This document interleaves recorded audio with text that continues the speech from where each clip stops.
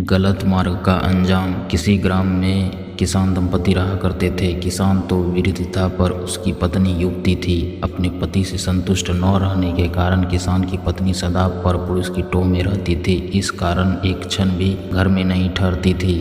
एक दिन किसी ठग ने उसको घर से निकलते हुए देख लिया। उसने उसका पीछा किया और जब देखा कि वह एकांत में पहुंच गई तो उसके सम्मुख जाकर उसने कहा, देखो मेरी पत्नी का देहांत हो चुका है, मैं तुम पर अनुरक्त हूँ, मेरे साथ चलो। वह बोली, यदि ऐसी ही बात है तो मेरे पति के पास बहुत सा धन है। वृद्धावस्था के कारण वह हिल डुल नहीं सकता। मैं उसको लेकर आती हूँ जिससे कि हमारा भविष्य सुखमय बीते। ठीक है, जाओ, कल प्रातःकाल इसी समय इसी स्थान पर मिल जाना। इस प्रकार उस दिन वह किसी की स्त्री अपने घर लौट गई। रात होने पर जब उसका पति सो गया तो उसने अपने पति का धन समेटा और उसे लेकर प्रातःकाल उस स्थान पर जा पहुंची। दोनों वहां से चल दिए। दोनों अपने ग्राम से बहुत दूर निकल आए थे कि तभी मार्ग में एक गहरी नदी आ गई। उस समय उस ठग के मन में विचार आया कि उस औरत को अपने साथ ले जाकर मैं क्या करूँगा, और फिर इसको खोजता हुआ कोई इसके पीछे आ गया तो वैसे भी संकट ही है, अतः किसी प्रकार इससे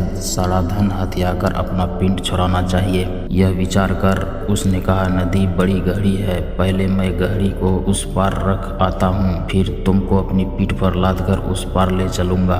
दोनों को एक साथ ले चलना कठिन है। ठीक है, ऐसा ही करो। किसान की स्त्री ने अपनी गठरी उसे पकड़ाई तो ठग बोला, अपने पहने हुए गहने कपड़े भी दे दो, जिससे नदी में चलने में किसी प्रकार की कठिनाई नहीं होगी और कपड़े भी भीगेंगे भी नहीं। उसने वैसा ही किया। उन्हें लेकर ठग नदी के उस पार गया तो फिर लौटकर आया ही नहीं। वह औरत अपने कुकृत्यों के कारण कहीं की नहीं रही। इसीलिए कहते हैं कि अपने हित के लिए गलत कर्मों का मार्ग नहीं अपनाना चाहिए। अगर कहानी पसंद आया हो तो लाइक, सब्सक्राइब एंड शेयर जरूर करें।